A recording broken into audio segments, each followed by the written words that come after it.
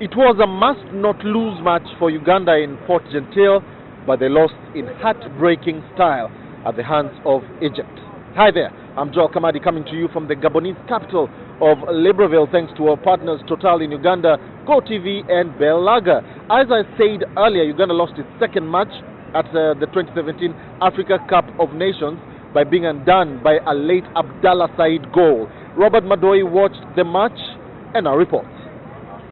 Rebecca Kadaga's appearance in Port Gentil, along with assurances of decent financial rewards for Cranes players, did not stop their fans, both young and old, from experiencing emotional pain. A second 1-0 loss on the bounce on a humid Saturday night at Stade de Port Gentil saw Uganda become the first team to exit the 2017 Africa Cup of Nations finals in Gabon. Hours before facing Egypt, the Speaker of Parliament assured players that the more than 200 million shillings legislators collected and wired to FUFA will be dispersed to them. Kadaga also implored Cranes players to have a go at Egypt. If this call, along with the financial incentives, were meant to inspire the Cranes, they certainly did. For 88 minutes, Uganda went toe-to-toe with the 7-time champions until this happened. Mitchell said the loss was too tough to take. It was one moment that prevailed, moment of experience. I want to give credit to our players that loved and supported where our supporters have tried their best, but unfortunately our best was not enough to get us from the match. Very, very unfortunately. Egypt coach Hector Cooper was relieved on his part. Yo creo que todos los equipos tienen. We have played against a very strong team. They are very strong, very fierce, and until now we are not sure that of our qualification to the second round. We still have another match to play against Ghana, and as we said also today, Ghana won 1-0. That's one goal difference. Un gran rival. Uganda will now have to pick itself up for the final Group D fixture against Mali in Oyem on Wednesday. Cranes players have also promised to push the envelope in a bid not to hold the wooden spoon in Group D. Now joining me to just discuss further and shed more light about that Cranes loss to Egypt yesterday is my colleague Robert Madoi, who was at Stade de Port Gentil. Robert, very good to have you here. Welcome back from Port Gentil. Where do the Cranes go from here? A very good question, Joel. Where do the Cranes go from here? They are going to have a very busy 2017 calendar. They have lots of matches coming up. The two teams that have played incidentally here in the Africa Cup of Nations, they are going to come up against them in the World Cup qualifiers. That's the 2018 FIFA World Cup qualifiers. So you could say this was a bit of a dress rehearsal. And in between, those qualifiers, because they play Egypt and Ghana, and there's also Congo Brazzaville, but in between there are also 2019 AFCON qualifiers.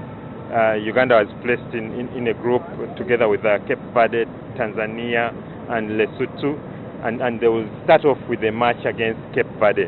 And Joel, yesterday we talked to the deputy Cranes captain, who ended up being Cranes captain after Geoffrey Massa was substituted. That's Dennis Onyango, yes. And this is what he had to say about the 2019 qualifiers. For me, it was the last kick of the ball, and the added time would have come later, but conceding in the 90th minute, it's heartbreaking for us. But we learn from these things. As I said before, we're here to learn, and they showed experience. They caught us on the break, and they punished us with one moment. But hopefully we come back to the Nations Cup and we execute, because we've learned a lot of things and we must move on in life. All right, Dennis Onyango, as you heard there. Robert, what will be going through Micho's mind right now? They face Mali on Wednesday. Very hard for the Cranes to pick themselves up for that match against Mali. It's effectively a dead rubber. 2 losses on the bounce, 1-0 losses. Everyone here is talking about Uganda playing, a very good brand of football. They could have played what David Oboa called street football, in the first match, but they really acquitted themselves yesterday, and they were really unlucky to lose that match. So how Micho picks up that team, it remains to be seen. in the report I did file, you had him saying that he's going to select a strong squad that because it has also financial repercussions. If Uganda places fourth, it will get much less money than they would have gotten if they placed third. Yeah. So they'll have to obviously go out and try as much as possible to win that match. Try not to hold the wooden spoon, as I said in that report. And also, it shouldn't be lost on the players that there are going to be tons of scouts. Yesterday I was in the VVIP box, and I was speaking to one of the scouts, and he told me he was impressed with Joseph Ochaya, that also Khalid Awucho, left an indelible mark on him, and also Murshid Juko.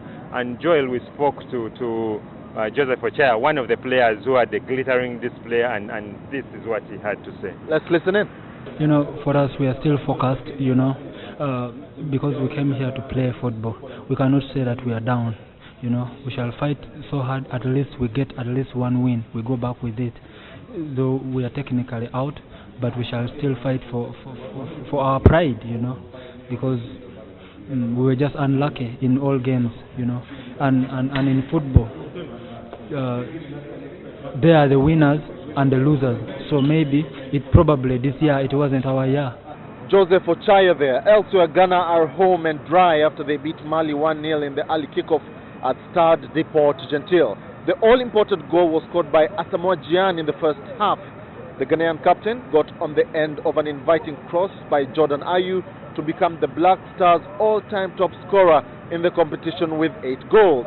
Now, besides overtaking Osei Kofi, Gyan also became the first player to score at 6 consecutive AFCON finals. Now, Ghana will remain in Port Gentil to face Egypt on Wednesday. Uganda have, on their part, already settled in Oyem. We will continue to cover the 31st edition of the AFCON finals until February 5th, when the curtains come down on the tournament here at Stade de Liamet. For now, though, we'll have to leave it at that. From myself and the team here, goodbye.